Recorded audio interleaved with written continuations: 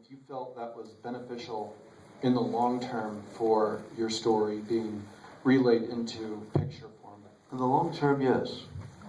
I honestly do. They were working on a very low budget, as these things go, and certainly the character designs went back and forth between the American and the Japanese, but I'm so used to the movie as it looks now, it's hard for me to imagine anybody doing anything else with those characters, those creations.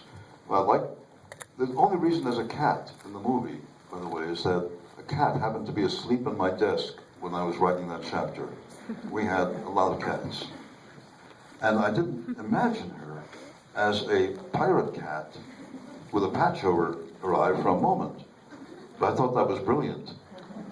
You know, I wish I had thought of it. The pirate cat came from the voiceover actor. Well, the actor, of course, was fooling around in the studio with different voices. Voiceover actors usually have vocabulary voices. And what he was doing, I don't know if any of you ever saw the Disney Treasure Island, circa 1950, but that was Robert Newton, who did the definitive Long John Silver. Yarr. Exactly. R came in with Long John Silver, with Robert Newton. And from that point on, all pirates said R. And half a dozen other things. And I just fell out of my seat laughing. I remember the first time I saw it. We're going to do 2 more questions, then the raffle. Oh, a unicorn in the audience has a question. Here we go. I was wondering what your inspiration for the skeleton, the drunken skeleton in King Hager's castle was. I have to tell you that I had a terrible tendency to make things up as I go along, and then figure out what corner I painted myself into.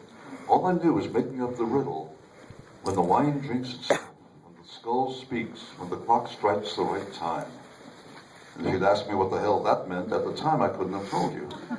I just had to fake my way out of it.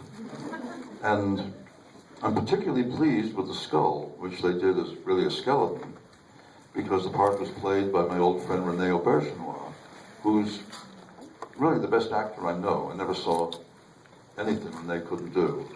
And he was having such a good time with the part that I sometimes stick my head into screenings. I may not watch the whole movie, but I have favorite scenes. I'll stick my head into that one to yell, "Go Rene!"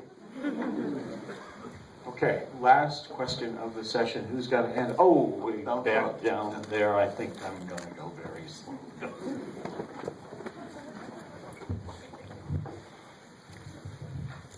Hi. In The Last Unicorn, there is a great deal of melancholy permeating the whole work, and it's one of the things that really sticks with you. Where was that melancholy born? It was perhaps born into me. I don't know. It's always there. I can't write. It's a paradox. On the one hand, I can't write any ending, for instance, that doesn't have a bittersweet quality to it. And on the other hand, I can't write anything really that isn't funny. Somehow it has to be both. So that's how you get through life. And that seems to run through my work almost from the beginning, with the possible exception of that dentist. But it's always there. And maybe it's Jewish, maybe it's black, maybe it's Irish, I don't know. But it is always there. And I've accepted it for a long time. But I do try, even, if you ever note the phrase, German, Yiddish, Galgenhumor, gallows humor. And that's always there, summed up for me beautifully in a novel by a writer I liked a lot, a French writer named Romain Gary. And Gary has a novel called The Dance of Genghis Khan. Genghis Khan is a third-rate Yiddish comic in Hitler's Germany, who of course, was murdered in the concentration camps. And his last act on this earth,